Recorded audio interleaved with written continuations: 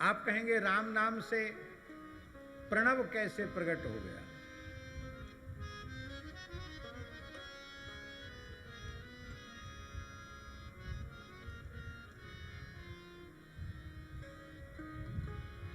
राम से ओम की उत्पत्ति, ये भी एक बहुत प्रसिद्ध है। राम को प्रसोदरादि गण में मान लेते हैं, और महर्षि पाणिनि का सूत्र है प्रसोदरादीन यथोपदिष्टम।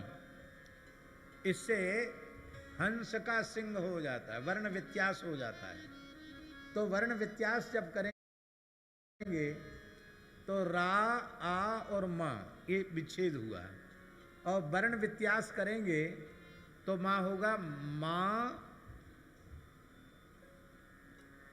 रा, आ और माँ।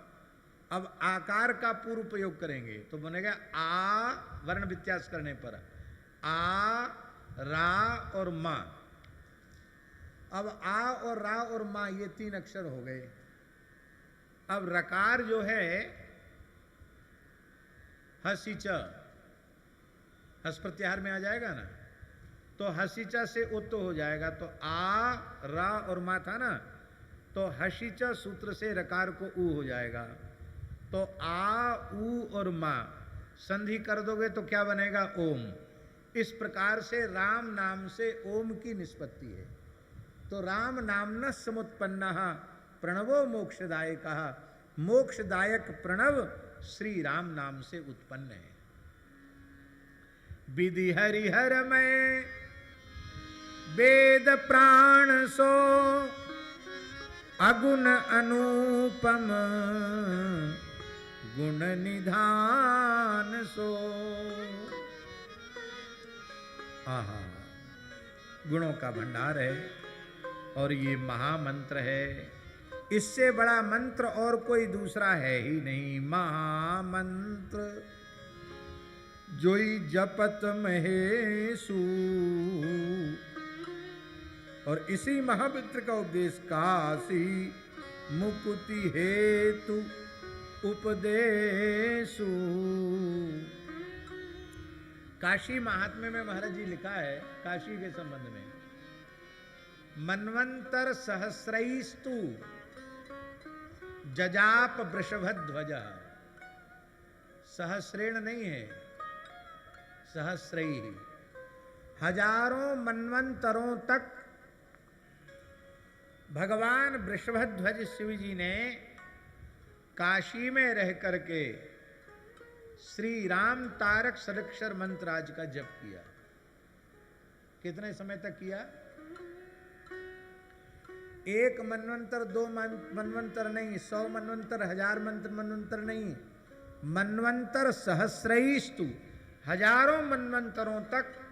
हजारों का अर्थ महाराज जी हजारों नहीं, हजारों का माने जिसका कोई संख्या नहीं, अनंत असंख्य काल तक महादेव जी ने काशी में रह करके श्री राम तारक मंत्र आज का जप किया।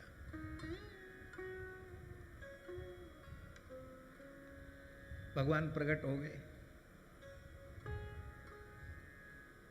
राम जी प्रकट हो गए। बोले वरदान मांगो महाराज जी, बोले वरदान मांगो। तो शंकर जी ने कहा महाराज ये आपके अंशभूत जीव आपसे विमुख होकर के न जाने कितने जन्मों से संस्कृति के चक्र में पड़े हुए हैं, भटक रहे हैं। जो भी आपके राम नाम का एक बार उच्चारण कर ले वो तत्काल अविद्या माया से विमुक्त होकर, संस्कृति के चक्र से विमुक्त होकर आपको प्राप्त कर ले।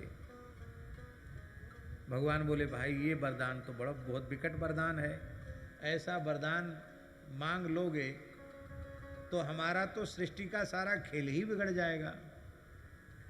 पर तुमने मांगा है तो हम देंगे अवश्य। काशी में मरने वालों को आप श्री राम नाम का उपदेश कर देंगे, वे निश्चित ही संस्कृति के चक्र से विमुक्त हो जाए।